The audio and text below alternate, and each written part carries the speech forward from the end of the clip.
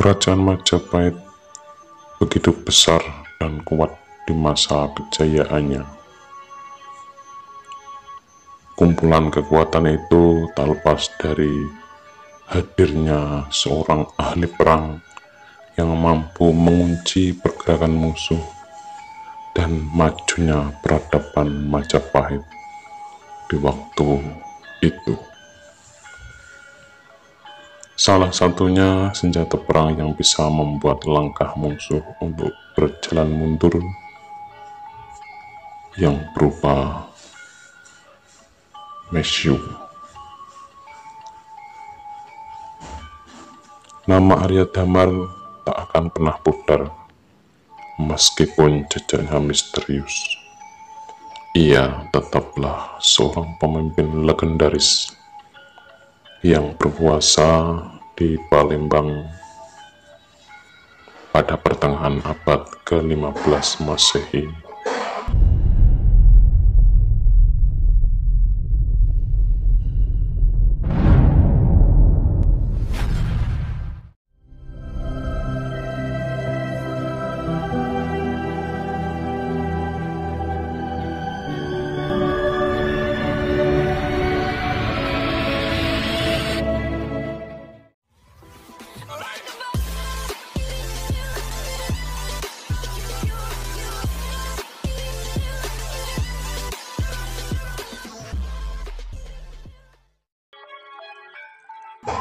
Sebagai bawahan kerajaan Majapahit,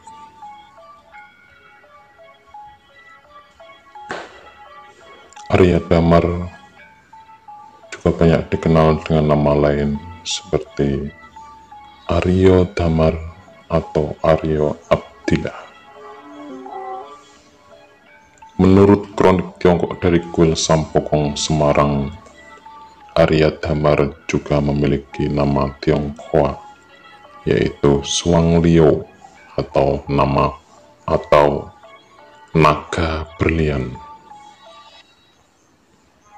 Arya Damar pada mulanya adalah seorang kepala pabrik mesiu atau orang yang dipercaya mengurusi kebutuhan mesiu untuk militer Majapahit, terutamanya sebagai bahan peledak meriam yang saat itu diproduksi di pabrik yang berada di wilayah Semarang.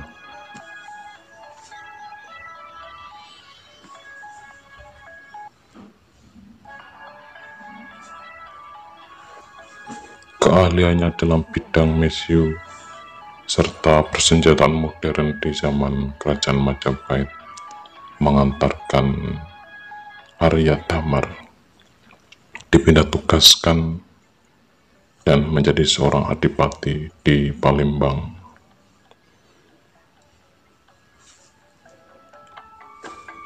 Dipilihnya Arya Damar sebagai adipati Palembang tentu mempunyai alasan tersendiri, sebab waktu itu Palembang merupakan salah satu pangkalan barat Angkatan Laut Majapahit yang berada di luar Jawa, sehingga memerlukan pimpinan yang paham betul soal senjata, terutamanya meriam dan mesiunya. Kekuatan itu yang melambungkan nama Arya Damar.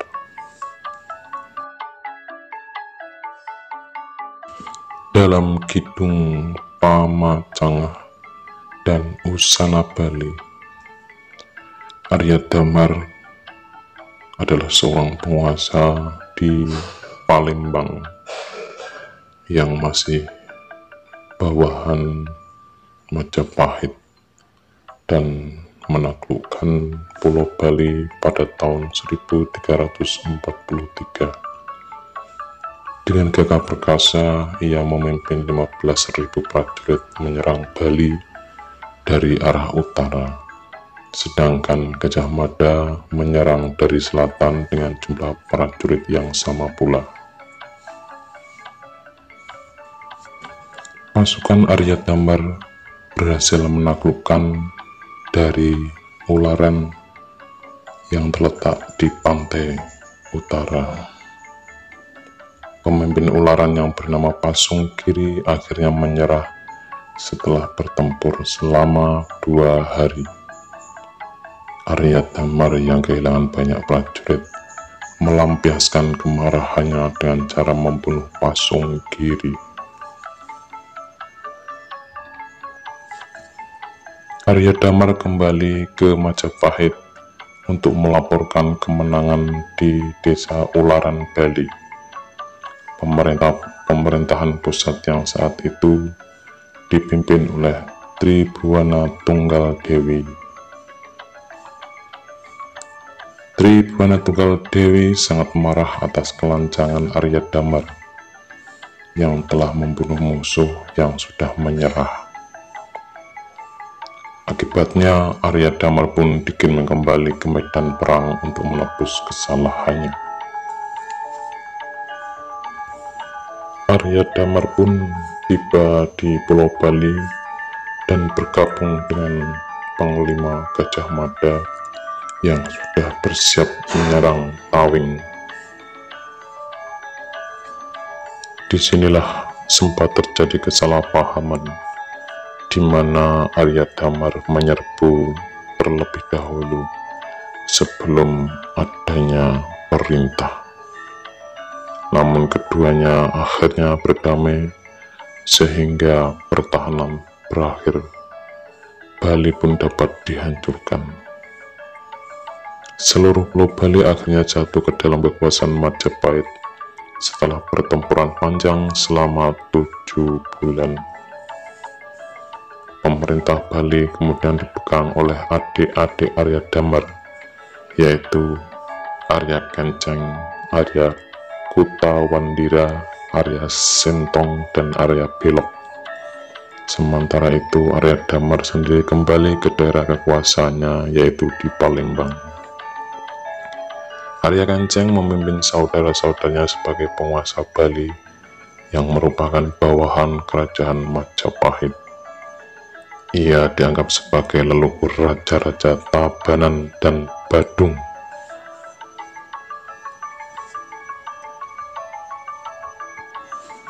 Sejarawan Cornelis Christian memberikan catatan kritis dan menjelaskan siapa sebenarnya Arya Damar. Arya Damar yang identik dengan Adi Warman, yaitu penguasa Pulau Sumatera bawahan kerajaan Majapahit. Nama Aditya Warman ditemukan dalam beberapa prasasti yang berangka tahun 1343 dan 1347, sehingga jelas kalau ia hidup sezaman dengan Arya Damar. Menurut sejarawan tersebut, Arya Damar adalah penguasa Sumatera, sementara Aditya Warman juga penguasa Sumatera. Karena keduanya hidup pada zaman yang sama, maka cukup masuk akal apabila kedua tokoh ini dianggap identik. Di samping itu, karena Aditya Warman adalah putra Darajingga, maka Arya Damar dan adik-adiknya juga dianggap sebagai anak-anak putri Melayu tersebut. Namun asumsi ini belum tentu betul, karena daerah yang dipimpin Aditya Warman bukanlah Palembang, melainkan Pagaruyung. Sedangkan kedua negeri tersebut terletak berjauhan. Palembang sekarang masuk wilayah Sumatera Selatan, sedangkan Pagaruyung berada di Sumatera Barat.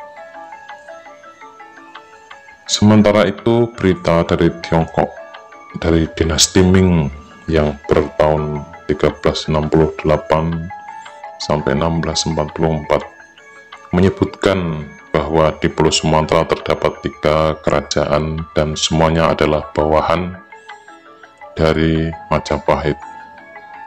3 kerajaan tersebut adalah Palembang, Dharmasraya, dan Pagaruyung.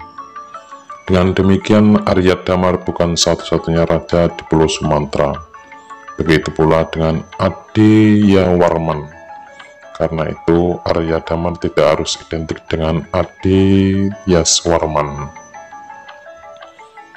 Meskipun Arya Damar dan Adityaswarman hidup pada zaman yang sama, serta memiliki jabatan yang sama pula, tetapi keduanya belum tentu identik. Arya Damar adalah Raja Palembang, sedangkan Adityaswarman adalah Raja Pagaruyung. Keduanya merupakan wakil kerajaan Majapahit di Pulau Sumatera.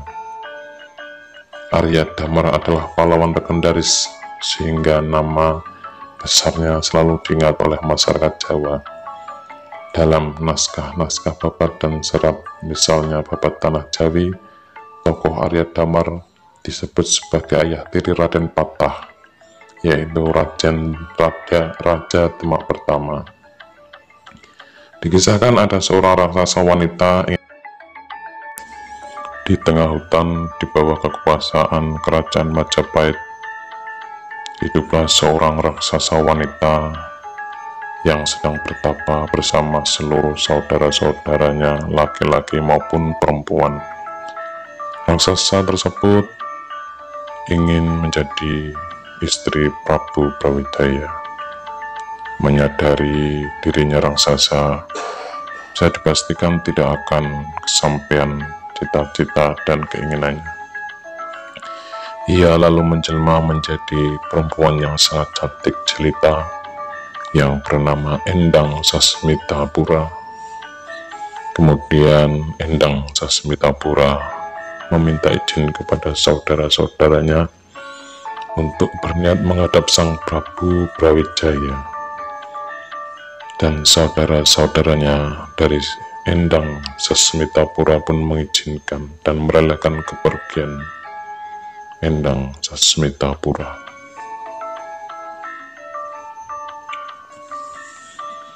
Sesampainya di kerajaan Majapahit, semua orang sangat kagum melihat kecantikan Endang Sasmitapura, sampai terdengar oleh sang raja.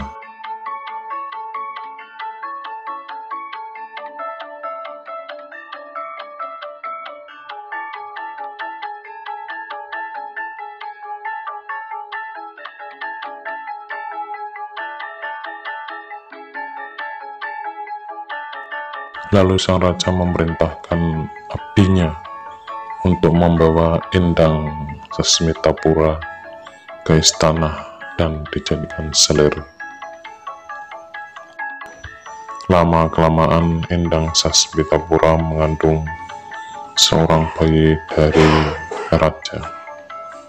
Suatu ketika Endang Sasmitapura ngidam ingin memakan rujak mentah. Setelah memakan rujak mentah tersebut, Endang Sasmitapura menjelma lagi menjadi raksasa.